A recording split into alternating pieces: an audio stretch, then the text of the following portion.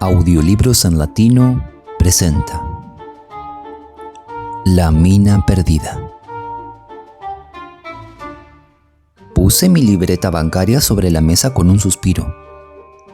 Es curioso, dije, pero el saldo negativo de mi crédito nunca parece disminuir. ¿Y no le preocupa? Si yo tuviera un saldo negativo, no pegaría un ojo en toda la noche, declaró Poirot. Supongo que usted cuenta siempre con un saldo satisfactorio, repliqué mordaz. 444 libras con 4 chelines y 4 peniques, dijo Poirot con cierta complacencia. Un bonito número, ¿verdad? Esto debe de ser una muestra de tacto por parte del director del banco. Evidentemente está al tanto de su pasión por la simetría. A propósito, ¿qué le parece invertir, digamos que unas 300 libras de este capital, en los campos petrolíferos Porcupine? Hoy anuncian en los periódicos que el año próximo pagarán unos dividendos del 100%. Eso no es para mí, dijo Poirot meneando la cabeza. No me agrada lo sensacional. Prefiero la inversión prudente, segura. Las rentas, las firmas, ¿cómo lo llaman ustedes? Las convertibles. ¿Nunca ha hecho una inversión de carácter especulativo? No, mon ami, replicó Poirot gravemente. No la hice. Y los únicos valores que poseo, y que no son de la clase que ustedes denominan de toda confianza, se reducen a 14.000 acciones de las minas de Birmania, Sociedad Limitada. Poirot hizo una pausa, con el aire de quien espera que le animen a proseguir. ¿Sí? Le incité. Y por ellas no desembolsé un céntimo. Fueron la recompensa por haber ejercitado mis pequeñas células grises. ¿Le gustaría oír la historia? ¿Sí? ¡Claro! Esas minas se hallan situadas en el interior de Birmania, a unas 200 millas de Rangún. Las descubrieron los chinos en el siglo XV y las explotaron hasta la rebelión musulmana, abandonándolas por último en 1868.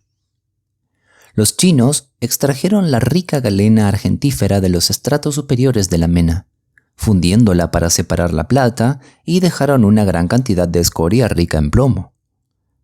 Naturalmente, esto se descubrió en cuanto se iniciaron los trabajos de prospección en Birmania, pero debido a que las antiguas minas estaban inundadas y cegadas por corrimientos de tierra y por rellenos, todos los intentos que se llevaron a cabo para dar con el origen de la vena no dieron resultado. Las compañías mineras enviaron numerosos equipos que procedieron a excavar extensas zonas, pero fracasaron. Sin embargo, un representante de una de dichas compañías descubrió la pista de una familia china, la cual se suponía que todavía guardaba la documentación relacionada con el emplazamiento de la mina. El entonces jefe de la familia era un tal Wu Ling. ¡Qué página tan fascinante de novela romántica comercial!, exclamé. ¿Verdad?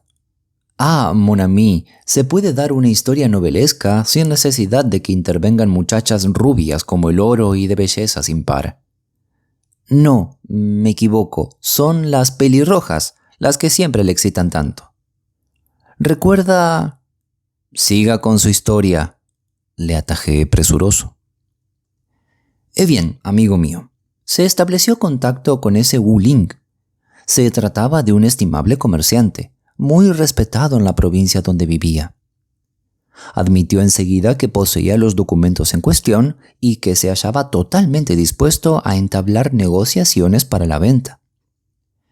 Pero se opuso rotundamente a tratar con otras personas que no fueran los principales interesados.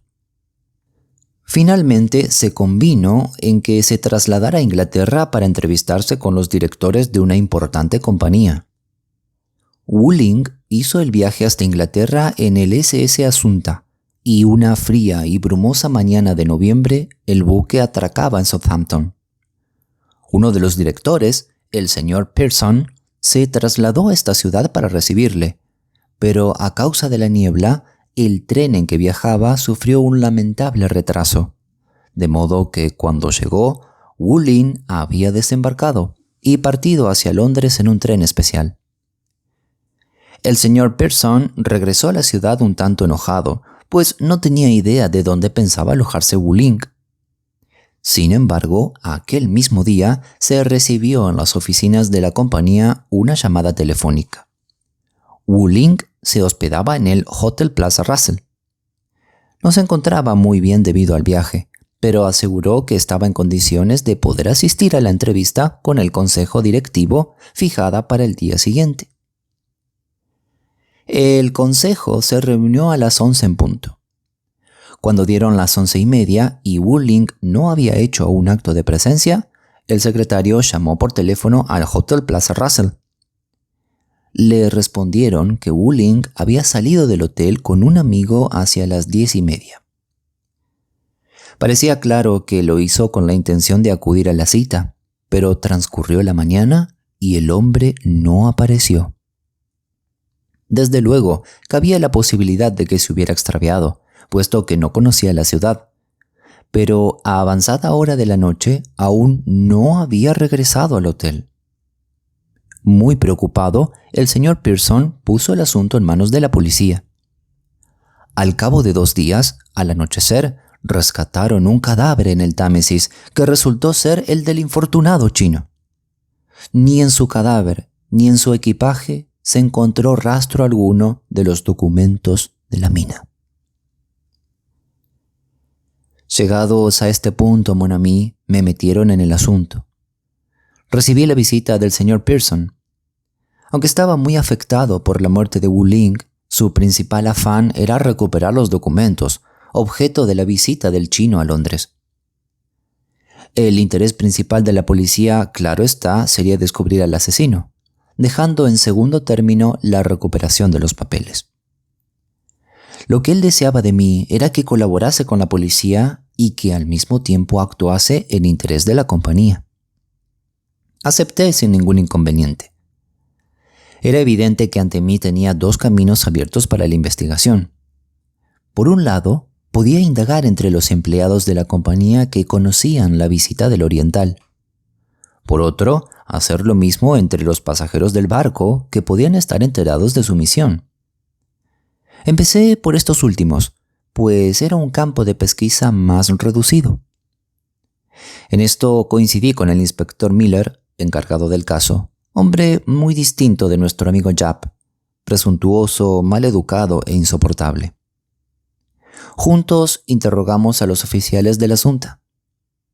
Poco pudieron decirnos. Durante el viaje, Wu Lin se había mostrado muy reservado. Solo hizo amistad con 2 pasajeros. Uno de ellos era un europeo llamado Dyer, un hombre desmoralizado que al parecer gozaba de bastante mala fama. El otro era un empleado de banco llamado Charles Lester, que regresaba de Hong Kong.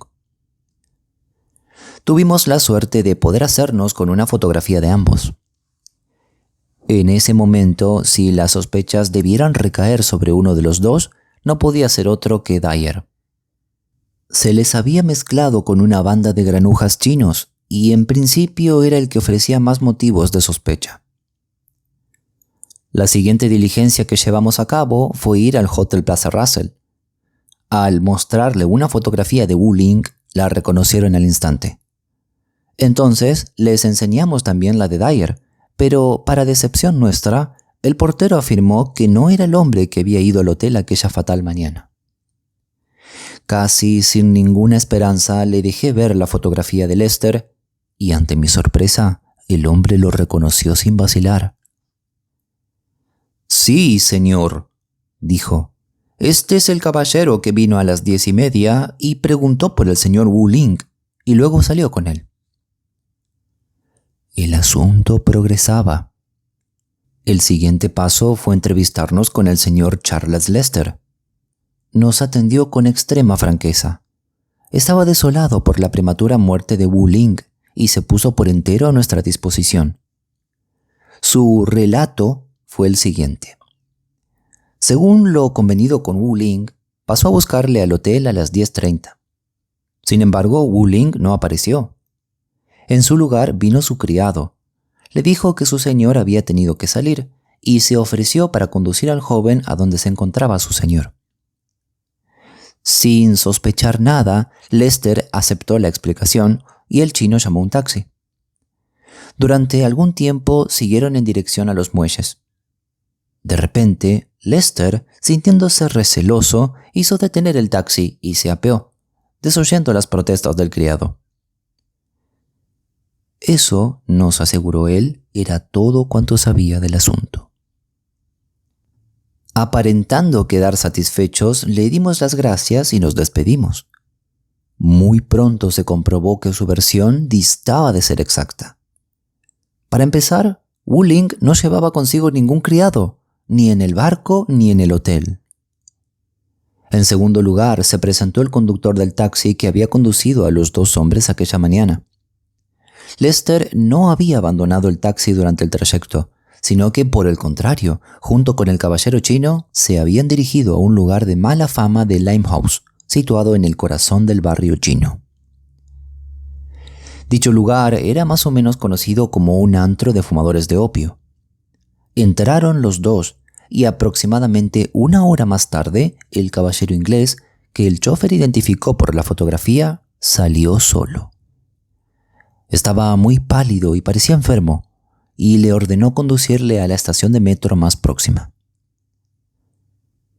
Se practicaron algunas investigaciones respecto a la reputación de Charles Lester, descubriendo que si bien sus referencias eran excelentes, tenía numerosas deudas, contraídas en el juego, su secreta pasión. Desde luego no perdimos de vista a Dyer.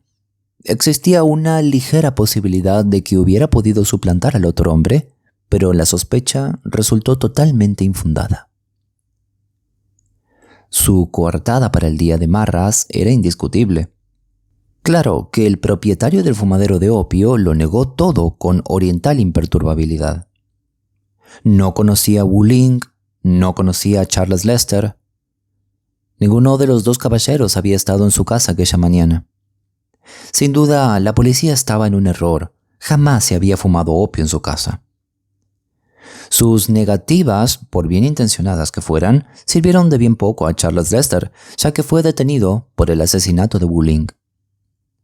Se llevó a cabo un registro de sus efectos personales, pero no se encontró documento alguno relacionado con la mina.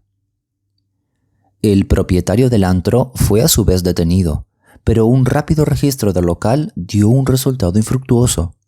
Ni siquiera se encontró un palito de opio para recompensar el celo de la policía.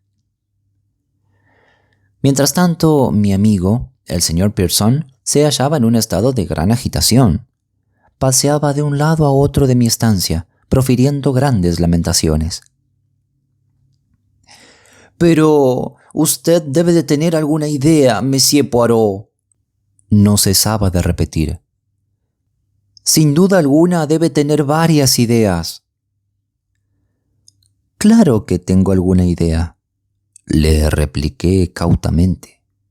«Esto es lo malo, que uno tiene demasiadas ideas, y por tanto todas apuntan en direcciones diferentes». «¿Por ejemplo?», insinuó. «Pues, por ejemplo, el taxista.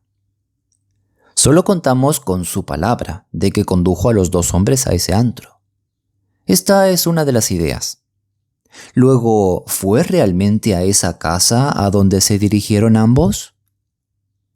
Supongamos que dejaran el taxi allí, entraran en el edificio, salieran por atrás y fuesen a otra parte».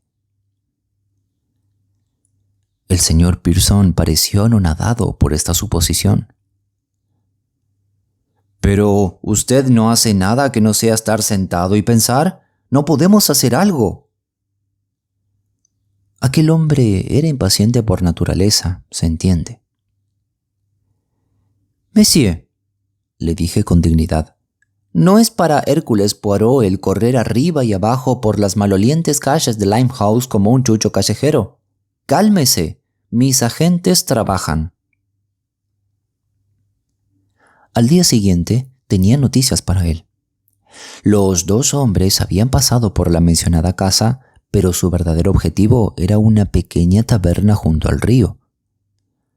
Se les había visto entrar ahí, pero Lester salió solo. Y entonces, figúrese Hastings, al señor Pearson se le ocurrió una idea de lo más descabellado. Nada le convencía excepto que debíamos ir personalmente a esa taberna y hacer averiguaciones. Le razoné y le rogué lo indecible, pero no quiso escucharme. Habló de disfrazarse, incluso sugirió que yo, no me atrevo ni a decirlo, debiera afeitarme el bigote. Sí, rían que rían. Le indiqué que eso era absurdo y ridículo. Uno no destruye una cosa bella por capricho. Además, ¿acaso un caballero belga con bigote no puede desear conocer la vida y fumar opio con las mismas ganas que uno sin bigote? Bien, cedió en esto, pero todavía insistió en su proyecto. Volvió aquella tarde. Mon Dieu, qué facha. Llevaba lo que él llamaba su tabarda de marinero, la cara sucia y sin afeitar, y un tapabocas asqueroso que ofendía el sentido del olfato. Y figúrese, todo eso le divertía. Los ingleses están locos, de veras. Se empeñó también en efectuar algunos cambios en mi indumentaria. Se lo permití. ¿Acaso se puede razonar con un maniático? Salimos. Después de todo, ¿podía dejarle ir solo a un niño disfrazado como para un carnaval? No, desde luego, contesté yo. Prosigo. Llegamos a la taberna. El señor Pearson conversaba en un inglés de lo más extraño. Se imaginaba ser un hombre de mar. Hablaba de boca de lobo y castillos de proa y qué sé yo. El lugar era una sala pequeña, repleta de chinos. Comimos platos muy peculiares. Ah, Dieu, mon estomac. Poirot acarició esta parte de su anatomía antes de continuar. Entonces se acercó a nosotros el propietario, un chino de sonrisa malévola. «Ustedes, caballeros, no gustan comida aquí», dijo. «Ustedes venir por algo gustan más. Pipa leposo, ¿eh?» El señor Pearson me propinó un fuerte puntapié por debajo de la mesa. Llevaba también botas de marinero. Y dijo: «Por mí no tengo inconveniente, John. Guíenos». El chino sonrió y nos condujo a una bodega.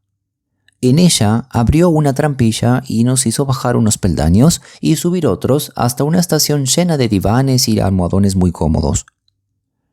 Nos tumbamos y un muchacho chino nos quitó las botas. Fue el momento más agradable de la noche. Entonces nos trajeron las pipas y calentaron las bolitas de opio. Nosotros simulamos fumar y luego dormir y soñar. Pero en cuanto estuvimos solos, el señor Pearson me llamó quedamente y acto seguido empezó a arrastrarse por el suelo. Entramos en otro cuarto donde dormía más gente, y así proseguimos hasta que oímos a dos individuos que charlaban. Ocultos detrás de una cortina, escuchamos. Estaban hablando de Wu Ling. «¿Qué pasa con los papeles?», dijo uno de ellos.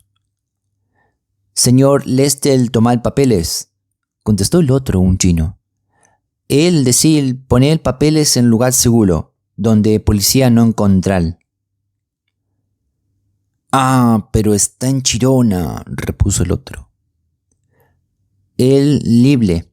La policía no está segura que él hace». Siguieron charlando un rato más sobre lo mismo, hasta que nos pareció que los dos individuos se dirigían hacia donde nos hallábamos, y nos apresuramos a volver a los divanes. «Será mejor que nos largáramos de aquí», dijo Pearson al cabo de unos minutos. «Este lugar es peligroso». «Dice usted bien, monsieur», convine. «Es hora de acabar con esta comedia». Logramos salir con bien del lugar tras pagar generosamente por nuestras pipas. Una vez lejos de Limehouse, Pearson respiró profundamente.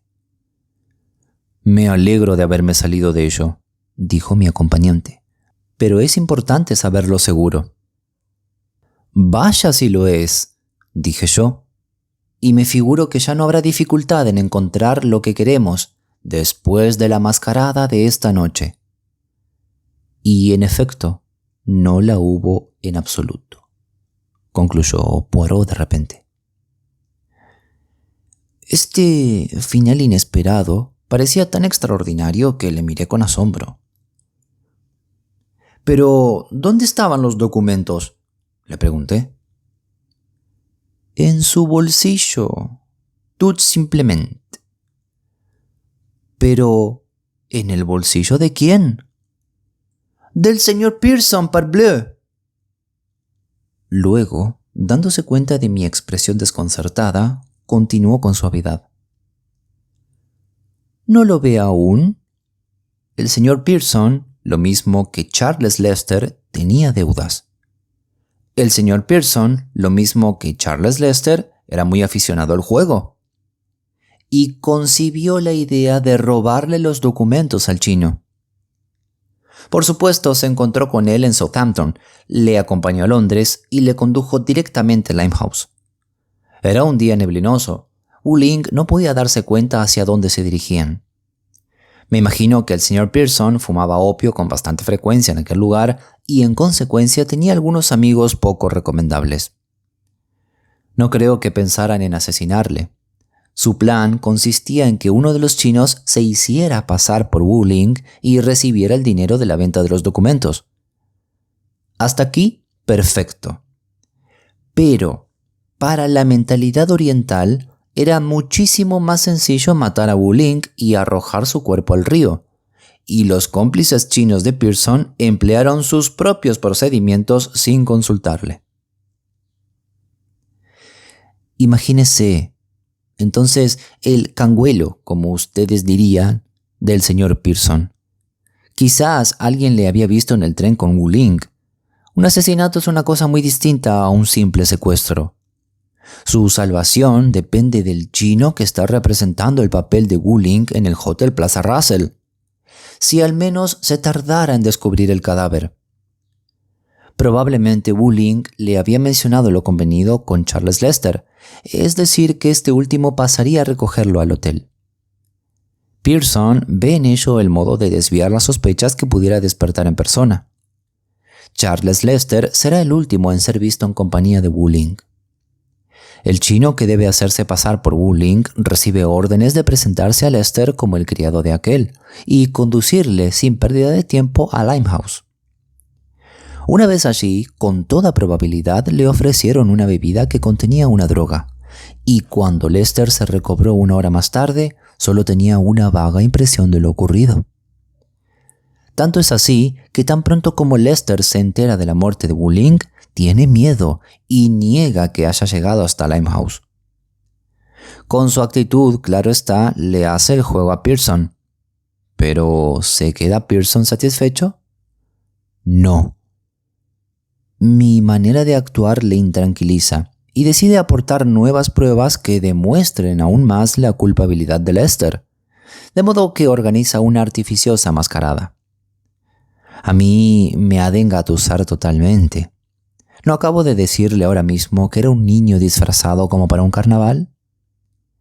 Bien, yo desempeñé mi papel. Regresa a su casa lleno de alegría, pero a la mañana siguiente el inspector Miller llama a su puerta. Le encuentra los documentos. Su plan se ha malogrado. Amargamente deplora haber querido representar una comedia con Hércules Poirot. El caso solo presentaba una auténtica dificultad. ¿Cuál era esa dificultad? Convencer al inspector Miller. ¡Qué bestia de hombre! Imbécil y obstinado a la vez.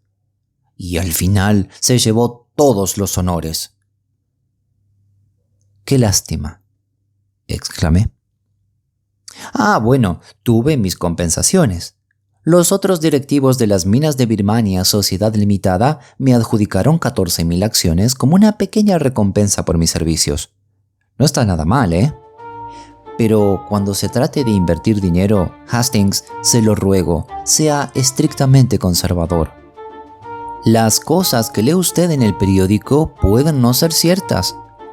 Los directores de Porcupine quizá son otros tantos, señores Pearson.